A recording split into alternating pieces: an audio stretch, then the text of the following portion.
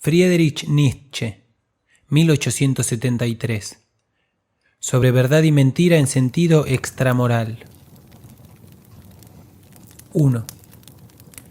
En algún apartado rincón del universo centelleante, desparramado en innumerables sistemas solares, hubo una vez un astro en el que animales inteligentes inventaron el conocimiento. Fue el minuto más altanero y falaz de la historia universal, pero, a fin de cuentas, solo un minuto. Tras breves respiraciones de la naturaleza, el astro se heló y los animales inteligentes hubieron de perecer. Alguien podría inventar una fábula semejante, pero, con todo, no habría ilustrado suficientemente cuán lastimoso, cuán sombrío y caduco, cuán estéril y arbitrario es el estado en el que se presenta el intelecto humano dentro de la naturaleza. Hubo eternidades en las que no existía. Cuando de nuevo se acabe todo para él, no habrá sucedido nada, puesto que para ese intelecto no hay ninguna misión ulterior que conduzca más allá de la vida humana. No es sino humano, y solamente su poseedor y creador lo toma tan patéticamente como si en él girasen los goznes del mundo. Pero si pudiéramos comunicarnos con la mosca, llegaríamos a saber que también ella navega por el aire, poseída de ese mismo patos, y se siente el centro volante de este mundo.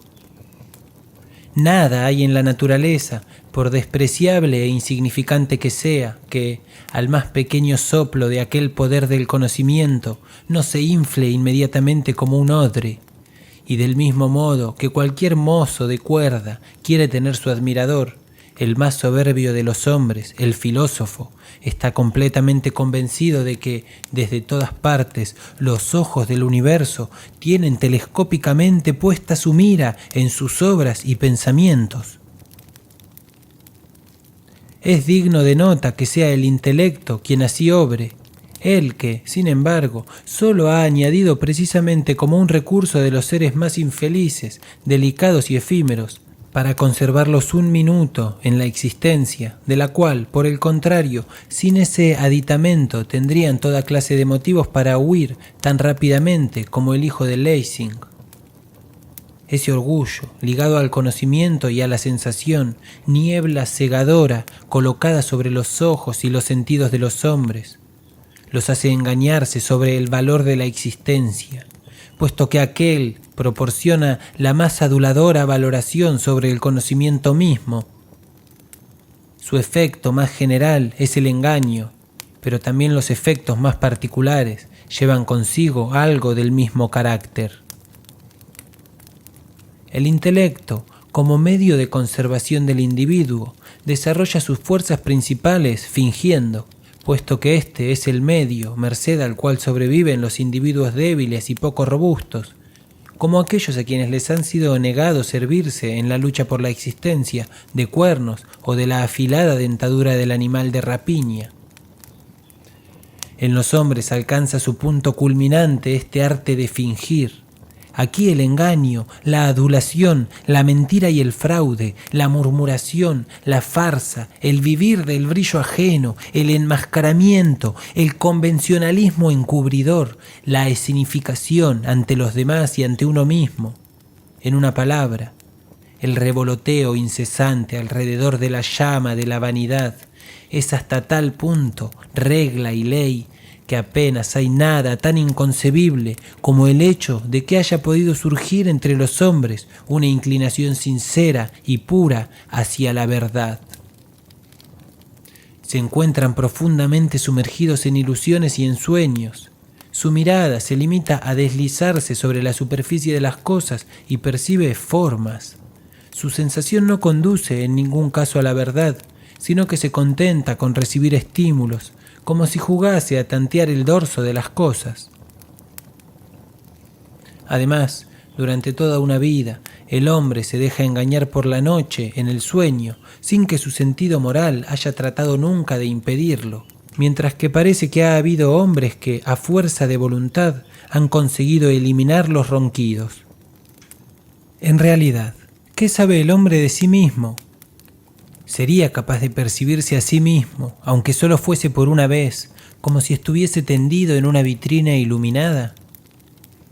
¿Acaso no le oculta a la naturaleza la mayor parte de las cosas, incluso su propio cuerpo, de modo que, al margen de las circunvoluciones de sus intestinos, del rápido flujo de la circulación sanguínea, de las complejas vibraciones de sus fibras, quede desterrado y enredado en una conciencia soberbia e ilusa?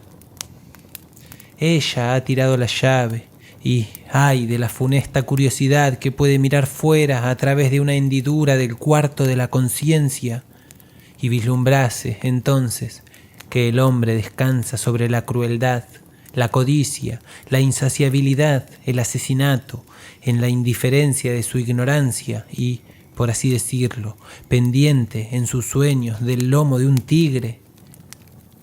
¿De dónde procede en el mundo entero, en esta constelación, el impulso hacia la verdad?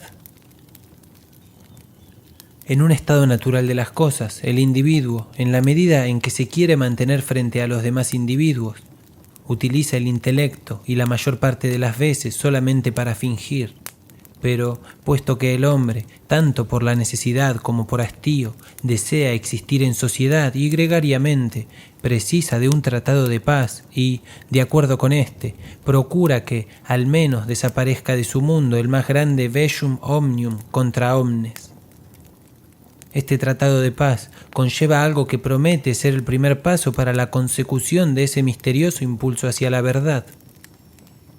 En este mismo momento se fija lo que a partir de entonces ha de ser verdad, es decir, se ha inventado una designación de las cosas uniformemente válida y obligatoria, y el poder legislativo del lenguaje proporciona también las primeras leyes de verdad. Pues aquí se origina por primera vez el contraste entre verdad y mentira. El mentiroso utiliza las designaciones válidas, las palabras, para hacer aparecer lo irreal como real. Dice, por ejemplo, soy rico, cuando la designación correcta para su estado sería justamente pobre. Abusa de las convenciones consolidadas, haciendo cambios discrecionales, cuando no interviniendo los nombres. Si hace esto de manera interesada y que además ocasione perjuicios, la sociedad no confiará ya más en él y, por este motivo, lo expulsará de su seno. Por eso los hombres no huyen tanto de ser engañados como de ser perjudicados mediante el engaño. En este estadio tampoco detestan en rigor el embuste, sino las consecuencias perniciosas, hostiles, de ciertas clases de embustes. El hombre nada más que desea la verdad en un sentido analógicamente limitado. Ansía las consecuencias agradables de la verdad, aquellas que mantienen la vida. Es indiferente al conocimiento puro y, en consecuencia, incluso hostil frente a las verdades susceptibles de efectos perjudiciales o destructivos. Y además, ¿qué sucede con esas convenciones del lenguaje? ¿Son quizá productos del conocimiento, del sentido de la verdad? ¿Concuerdan las designaciones y las cosas? ¿Es el lenguaje la expresión adecuada de todas las realidades? Solamente mediante el olvido puede el hombre alguna vez llegar a imaginarse que está en posesión de una verdad en el grado que se acaba de señalar. Si no se contenta con la verdad en forma de tautología, es decir, con conchas vacías, entonces trocará continuamente ilusiones por verdades. ¿Qué es una palabra? La reproducción en sonidos de un impulso nervioso. Pero inferir además, a partir del impulso nervioso, la existencia de una causa fuera de nosotros, es ya el resultado de un falso e injustificado uso del principio de razón. ¿Cómo podríamos decir legítimamente, si la verdad fuese lo único decisivo en la génesis del lenguaje, si el punto de vista de la certeza lo fuese también respecto a las designaciones? ¿Cómo, no obstante, podríamos decir legítimamente, la piedra es dura? Como si además captásemos lo duro de otra manera y no solamente como una excitación completamente subjetiva. Dividimos las cosas en géneros. Caracterizamos el árbol como masculino y la planta como femenino. ¡Qué extrapolación tan arbitraria! ¿A qué altura volamos por encima del canon de la certeza? Hablamos de una serpiente. La designación cubre solamente el hecho de retorcerse. Podría, por tanto, atribuírsele también al gusano. Qué arbitrariedad en las delimitaciones, qué parcialidad en las preferencias, unas veces de una propiedad de una cosa, otras veces de otra. Los diferentes lenguajes comparados unos con otros ponen en evidencia que con las palabras jamás se llega a la verdad ni a una expresión adecuada, pues, en caso contrario, no habría tantos lenguajes. La cosa en sí, esto sería justamente la verdad pura, sin consecuencia, es totalmente inalcanzable y no es deseable en absoluto para el creador del lenguaje. Este se limita a designar las relaciones de las cosas con respecto a los hombres y para expresarlas apela a las metáforas más audaces. En primer lugar, un impulso nervioso extrapolado en una imagen, primera metáfora. La imagen transformada de nuevo en un sonido, segunda metáfora. Y en cada caso, un salto total desde una esfera a otra completamente distinta. Se podría pensar en un hombre que fuese completamente sordo y jamás hubiera tenido ninguna sensación sonora ni musical. Del mismo modo que un hombre de estas características se queda atónito ante las figuras acústicas de Chladni en la arena, descubre su causa en las vibraciones de la cuerda y jurará entonces que, en adelante, no se puede ignorar lo que los hombres llaman sonido. Así nos sucede a todos nosotros con el lenguaje. Creemos saber algo de las cosas mismas cuando hablamos de árboles, colores, nieve y flores, y no poseemos nada de eso. Sin embargo, más que metáforas de las cosas que no corresponden en absoluto a las esencias primitivas. Del mismo modo que el sonido configurado en la arena, la enigmática X de la cosa en sí se presenta en principio como impulso nervioso, después como figura, finalmente como sonido. Por tanto, en cualquier caso, el origen del lenguaje no sigue un proceso lógico y todo el material sobre el que, a partir del cual trabaja y construye el hombre de la verdad, el investigador, el filósofo, procede, sino de las nubes, en ningún caso de la esencia de las cosas. Pero pensemos especialmente en la formación de los conceptos. Toda palabra se convierte de manera inmediata en concepto, en tanto que justamente no ha de servir para la experiencia singular y completamente individualizada a la que debe su origen. Por ejemplo, como recuerdo, sino que debe encajar al mismo tiempo con innumerables experiencias, por así decirlo, más o menos similares, jamás idénticas estrictamente hablando. En suma, con casos puramente diferentes.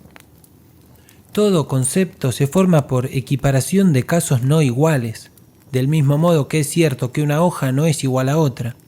También es cierto que el concepto hoja se ha formado al abandonar de manera arbitraria esas diferencias individuales, al olvidar las notas distintivas, con lo cual se suscita entonces la representación, como si en la naturaleza hubiese algo separado de las hojas que fuese la hoja. Una especie de arquetipo primigenio a partir del cual todas las hojas habrían sido tejidas, diseñadas, calibradas, coloreadas, onduladas, pintadas, pero por manos tan torpes que ningún ejemplar resultase ser correcto y fidedigno como copia fiel del arquetipo. Decimos que un hombre es honesto. ¿Por qué ha obrado hoy tan honestamente?, preguntamos. Nuestra respuesta suele ser así: a causa de su honestidad. La honestidad. Esto significa a su vez, la hoja es la causa de las hojas. Ciertamente no sabemos nada en absoluto de una cualidad esencial denominada honestidad, pero sí de una serie numerosa de acciones individuales, por lo tanto desemejantes, que igualamos olvidando las desemejanzas, y, entonces, las denominamos acciones honestas. Al final formulamos a partir de ellas una qualitas oculta con el nombre de honestidad. La omisión de lo individual y de lo real nos proporciona el concepto del mismo modo que también nos proporciona la forma. Mientras que la naturaleza no conoce formas ni conceptos, así como tampoco ningún tipo de géneros, sino solamente una X que es para nosotros inaccesible e indefinible. También la oposición que hacemos entre individuo y especie es antropomórfica y no procede de la esencia de las cosas, aun cuando tampoco nos aventuramos a decir que no le corresponde. En efecto, sería una afirmación dogmática y, en cuanto tal, tan demostrable como su contraria. ¿Qué es entonces la verdad?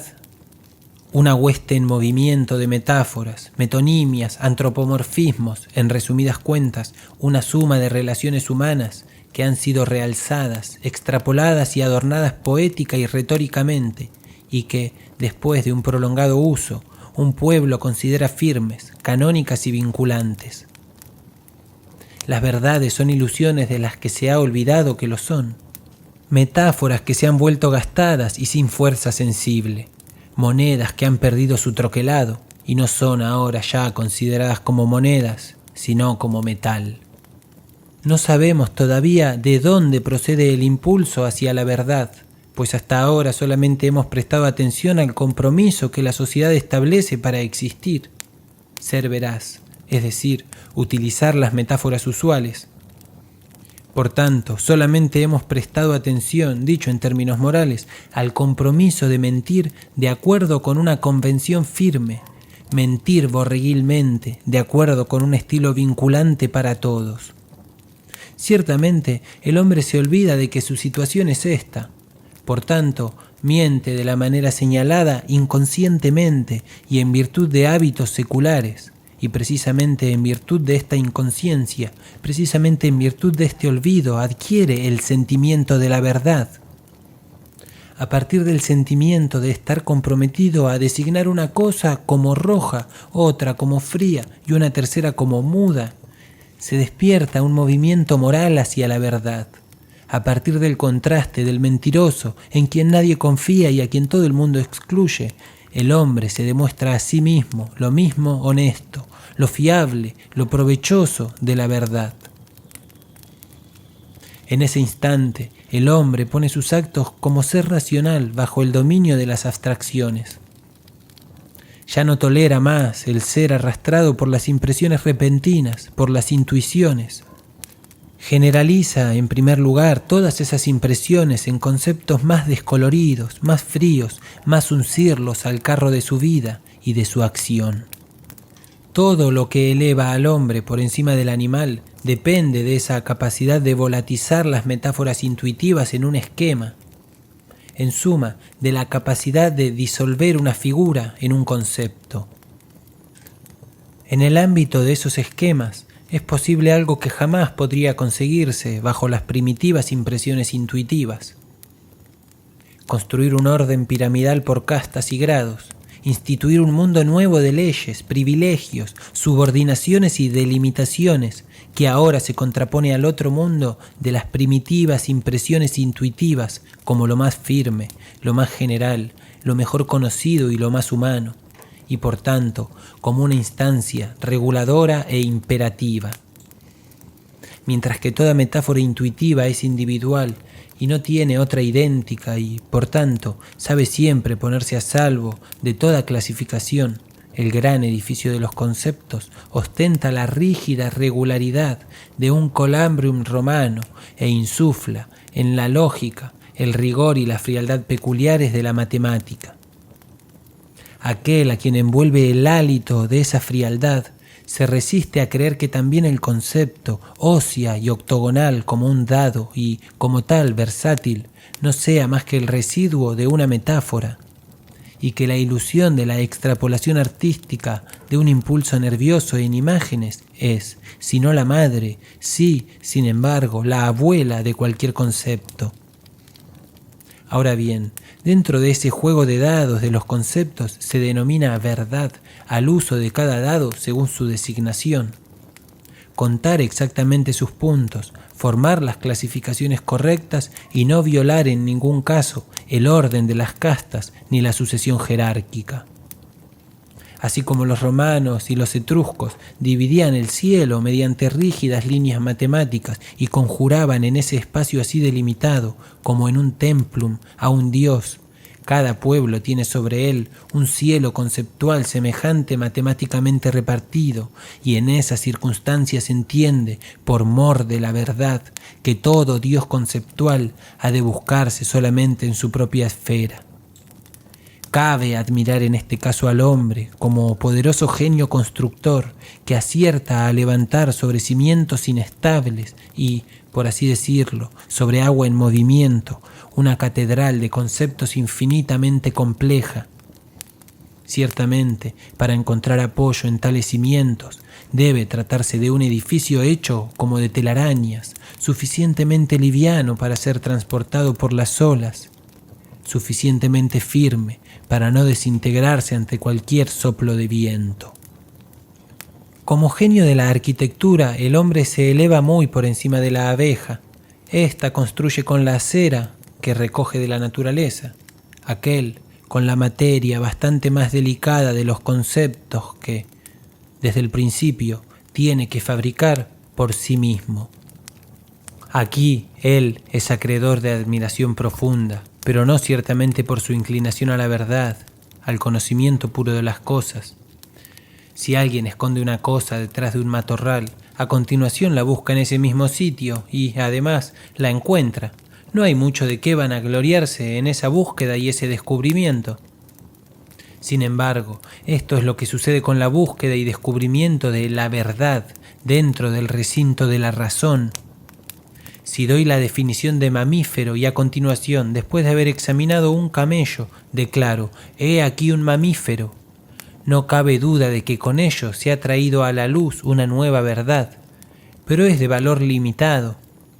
Quiero decir, es antropomórfica de cabo a rabo y no contiene un solo punto que sea verdadero en sí, real y universal, prescindiendo de los hombres.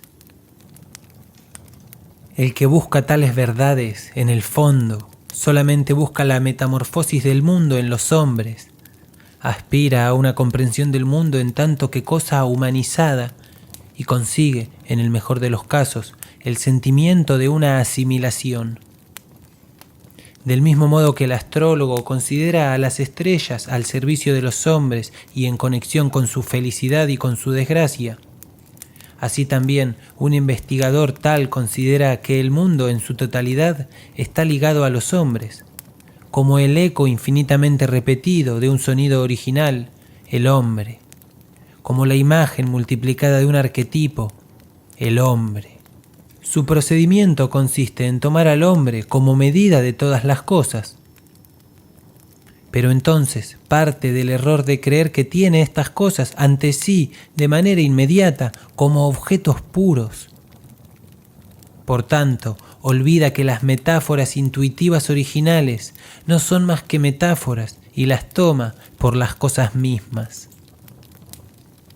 Solo mediante el olvido de este mundo primitivo de metáforas, solo mediante el endurecimiento y petrificación de un fogoso torrente primordial compuesto por una masa de imágenes que surgen de la capacidad originaria de la fantasía humana, solo mediante la invencible creencia en que este sol, esta ventana, esta mesa son una verdad en sí, un resumen, gracias solamente al hecho de que el hombre se olvida de sí mismo como sujeto y, por cierto, como sujeto artísticamente creador, vive con cierta calma, seguridad y consecuencia. Si pudiera salir, aunque solo fuese un instante, fuera de los muros de esa creencia que lo tiene prisionero, se terminaría en el acto su conciencia de sí mismo. Le cuesta trabajo reconocer ante sí mismo que el insecto o el pájaro perciben otro mundo completamente diferente al del hombre y que la cuestión de cuál de las dos percepciones del mundo es la correcta carece totalmente de sentido, ya que para decidir sobre ello tendríamos que medir con la medida de la percepción correcta, es decir, con una medida de la que no se dispone.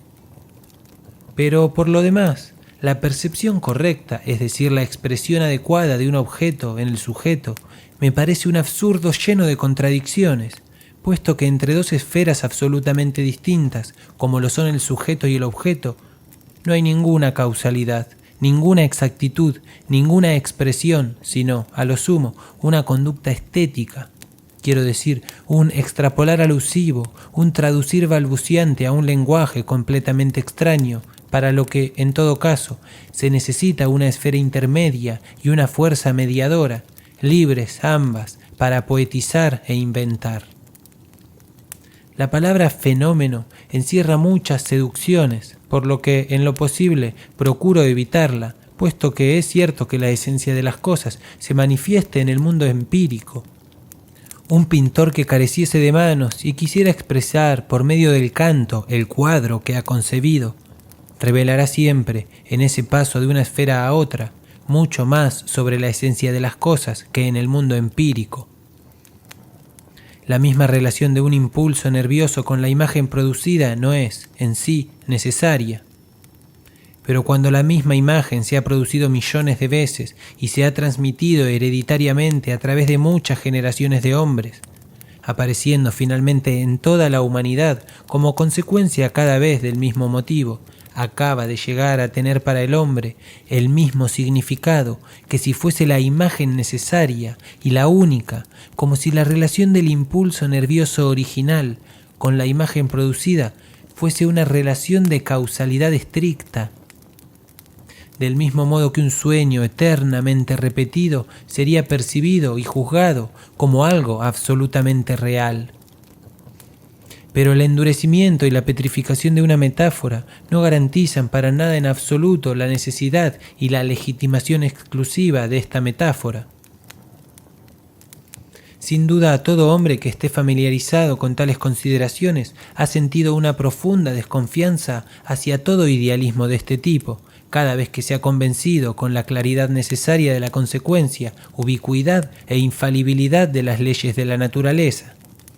Y ha sacado esta conclusión: aquí, cuanto alcanzamos en las alturas del mundo telescópico y en los abismos del mundo microscópico, todo es tan seguro, tan elaborado, tan infinito, tan regular, tan exento de lagunas. La ciencia cavará eternamente con éxito en estos pozos, y todo lo que encuentre habrá de concordar entre sí y no se contradirá. Qué poco se asemeja esto a un producto de la imaginación. Si lo fuese, tendría que quedar al descubierto en alguna parte de la apariencia y la irrealidad. Al contrario, cabe decir por lo pronto que, si cada uno de nosotros tuviese una percepción sensorial diferente, podríamos percibir unas veces como pájaros, otras como gusanos, otras como plantas. O si alguno de nosotros viese el mismo estímulo como rojo, otro como azul, e incluso un tercero lo percibiese como un sonido, entonces nadie hablaría de tal regularidad de la naturaleza, sino que solamente se la concebiría como una creación altamente subjetiva. Entonces, ¿qué es en suma para nosotros una ley de la naturaleza? No nos es conocida en sí, sino solamente por sus efectos, es decir, en sus relaciones contra otras leyes de la naturaleza que, a su vez, solo nos son conocidas como sumas de relaciones. Por consiguiente, todas esas relaciones no hacen más que remitir continuamente unas a otras y nos resultan completamente incomprensibles en su esencia. En realidad, solo conocemos de ellas lo que nosotros aportamos. El tiempo, el espacio, por tanto las relaciones de sucesión y los números. Pero todo lo maravilloso, todo lo que precisamente nos asombra de las leyes de la naturaleza, lo que reclama nuestra explicación y lo que podría introducir en nosotros la desconfianza respecto al idealismo, reside única y exclusivamente en el rigor matemático y en la inviolabilidad de las representaciones del espacio y del tiempo. Sin embargo, esas nociones las producimos en nosotros y a partir de nosotros, con la misma necesidad que la araña teje su tela. Si estamos obligados a concebir todas las cosas solamente bajo esas formas, entonces no es ninguna maravilla el que, a decir verdad, solo captemos en todas las cosas precisamente esas formas, puesto que todas ellas deben llevar consigo las leyes del número, y el número es precisamente lo más asombroso de las cosas. Toda la regularidad de las órbitas de los astros y de los procesos químicos, regularidad que tanto respeto nos infunde, coincide en el fondo con aquellas propiedades que nosotros introducimos en las cosas. De modo que, con esto, nos infundimos respeto a nosotros mismos. En efecto, de aquí resulta que esta producción artística de metáforas con la que comienza en nosotros toda percepción supone ya esas formas y, por tanto, se realizará en ellas. Solo por la sólida persistencia de esas formas primigenias resulta posible explicar el que más tarde haya podido construirse sobre las metáforas mismas el edificio de los conceptos. Este edificio es, efectivamente, una imitación, sobre la base de las metáforas, de las relaciones de espacio, tiempo y número. 2.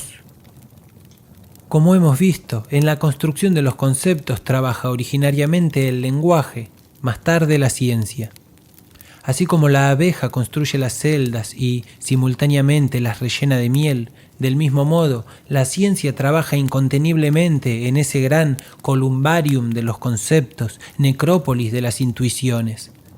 Construye sin cesar nuevas y más elaboradas plantas, apuntala, limpia y renueva las celdas viejas y, sobre todo, se esfuerza en llenar ese colosal andamiaje que desmesuradamente ha apilado y en ordenar dentro de él todo el mundo empírico, es decir, el mundo antropomórfico. Si ya el hombre de acción ata su vida a la razón y a los conceptos para no verse arrastrado y no perderse a sí mismo, el investigador construye su choza junto a la torre de la ciencia para que pueda servirle de ayuda y encontrar, él mismo, protección bajo ese baluarte ya existente. De hecho, necesita protección, puesto que existen fuerzas terribles que constantemente le amenazan y que oponen a la verdad científica verdades de un tipo completamente diferentes con las más diversas etiquetas. Ese impulso hacia la construcción de metáforas, ese impulso fundamental del hombre del que no se puede prescindir ni un solo instante, pues si así se hiciese, se prescindiría del hombre mismo, no queda en verdad sujeto y apenas si domado por el hecho de que con sus evanescentes productos, los conceptos, resulta construido un nuevo mundo regular y rígido que le sirve de fortaleza. Busca un nuevo campo para su actividad, otro cauce, y lo encuentra en el mito y, sobre todo, en el arte. Confunde sin cesar las rúbricas y las celdas de los conceptos, introduciendo de esta manera nuevas extrapolaciones, metáforas y metonimias. Continuamente muestra el afán de configurar el mundo existente del hombre despierto, haciéndolo tan abigarradamente irregular, tan inconsecuente, tan inconexo, tan encantador y eternamente nuevo como lo es el mundo de los sueños. En sí, ciertamente, el hombre despierto solamente adquiere conciencia de que está despierto por medio del rígido y regular tejido de los conceptos. Y justamente por eso, cuando en alguna ocasión un tejido de conceptos es desgarrado de repente por el arte, llega a creer que sueña. Tenía razón Pascal cuando afirmaba que si todas las noches nos sobreviniese el mismo sueño, nos ocuparíamos tanto de él como de las cosas que vemos cada día. Si un artesano estuviese seguro de que sueña cada noche durante 12 horas completas, que es rey, creo, dice Pascal, que sería tan dichoso como un rey que soñase todas las noches durante 12 horas que es artesano.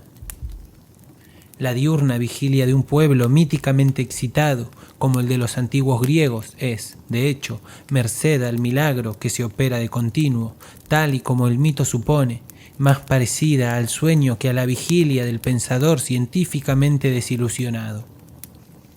Si cada árbol puede hablar como una ninfa, o si un dios, bajo la apariencia de un toro, puede raptar doncellas, si de pronto la misma diosa Atenea puede ser vista en compañía de Pisístrato recorriendo las plazas de Atenas en un hermoso tiro, y esto el honrado ateniense lo creía, entonces, en cada momento, como en sueños, Todo lo posible y la naturaleza entera revolotea alrededor del hombre, como si solamente se tratase de una máscara de los dioses, para quienes no constituiría más que una broma el engañar a los hombres bajo todas estas figuras.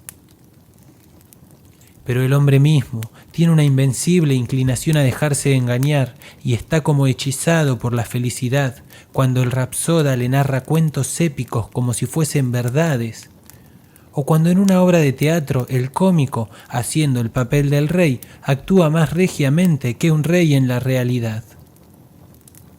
El intelecto, ese maestro del fingir, se encuentra libre y relevado de su esclavitud habitual tanto tiempo como puede engañar sin causar daño, y en esos momentos celebra sus Saturnales. Jamás es tan exuberante, tan rico, tan soberbio, tan ágil y tan audaz. Poseído de placer creador, arroja las metáforas sin orden alguno y remueve los mojones de las abstracciones de tal manera que, por ejemplo, designa al río como el camino en movimiento que lleva al hombre allí donde habitualmente va. Ahora ha arrojado de sí el signo de la servidumbre, mientras que antes se esforzaba con triste solicitud en mostrar el camino y las herramientas a un pobre individuo que ansía la existencia y se lanza, como un ciervo, en buscar de presa y botín para su señor.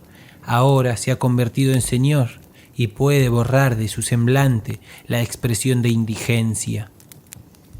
Todo lo que él hace ahora conlleva, en comparación con sus acciones anteriores, el fingimiento, lo mismo que las anteriores conllevaban la distorsión. Copia la vida del hombre, pero la toma como una cosa buena y parece darse por satisfecho con ella. Ese enorme entramado y andamiaje de los conceptos al que de por vida se aferra el hombre indigente para salvarse, es solamente un armazón para el intelecto liberado y un juguete para sus más audaces obras de arte y, cuando lo destruye, lo mezcla desordenadamente y lo vuelve a juntar irónicamente, uniendo los más diversos y separando los más afín. Pone de manifiesto que no necesita de aquellos recursos de la indigencia y que ahora no se guía por conceptos, sino por intuiciones. No existe ningún camino regular que conduzca desde esas intuiciones a la región de los esquemas espectrales, las abstracciones. La palabra no está hecha para ellas. El hombre enmudece al verlas, o habla en metáforas rigurosamente prohibidas, o mediante concatenaciones conceptuales jamás oídas. Para corresponder de un modo creador, aunque solo sea mediante la destrucción y el escarnio de los antiguos límites conceptuales, a la impresión de la poderosa intuición actual. Hay períodos en los que el hombre racional y el hombre intuitivo caminan juntos, el uno angustiado ante la intuición, el otro mofándose de la abstracción. Es tan irracional el último como poco artístico el primero. Ambos ansían dominar la vida, sabiendo afrontar las necesidades más imperiosas mediante previsión, prudencia y regularidad. Aquel, sin ver, como héroe desbordante de alegría, esas necesidades y tomando como real solamente la vida disfrazada de apariencia y belleza. Allí donde el hombre intuitivo, como en la Grecia antigua, maneja sus armas de manera más potente y victoriosa que su adversario, puede, si las circunstancias son favorables, configurar una cultura y establecer el dominio del arte sobre la vida. Ese fingir, ese rechazo de la indigencia, ese brillo de las intuiciones metafóricas y, en suma, esa inmediatez del engaño acompañan todas las manifestaciones de una vida de esa especie. Ni la casa, ni el paso, ni la indumentaria, ni la tinaja de barro descubren que ha sido la necesidad la que los ha concebido. Parece como si en todos ellos hubiera de expresarse una felicidad sublime y una serenidad olímpica y, en cierto modo, un juego con la seriedad. Mientras que el hombre, guiado por conceptos y abstracciones, solamente conjura la desgracia mediante ellas, sin extraer de las abstracciones mismas algún tipo de felicidad. Mientras que aspira a liberarse de los dolores lo más posible, el hombre intuitivo, aposentado en medio de una cultura, consigue ya, gracias a sus intuiciones, además de conjurar los males, un flujo constante de claridad, animación y liberación. Es cierto que sufre con más vehemencia cuando sufre. Incluso sufre más a menudo porque no sabe aprender de la experiencia y tropieza una y otra vez en la misma piedra en la que ya ha tropezado anteriormente. Es tan irracional en el sufrimiento como en la felicidad. Se desgañita y no encuentra consuelo. Cuán distantemente se comporta el hombre estoico ante las mismas desgracias, instruido por la experiencia y autocontrolado a través de los conceptos. Él, que solo busca habitualmente sinceridad, verdad, emanciparse de los engaños y protegerse de las incursiones seductoras, representa ahora, en la desgracia, como aquel, en la felicidad, la obra maestra del fingimiento. No presenta un rostro humano, palpitante y expresivo, sino una especie de máscara de facciones dignas y proporcionadas. No grita y ni siquiera altera su voz. Cuando todo un nublado descarga sobre él, se envuelve en su manto y se marcha, caminando lentamente bajo la tormenta.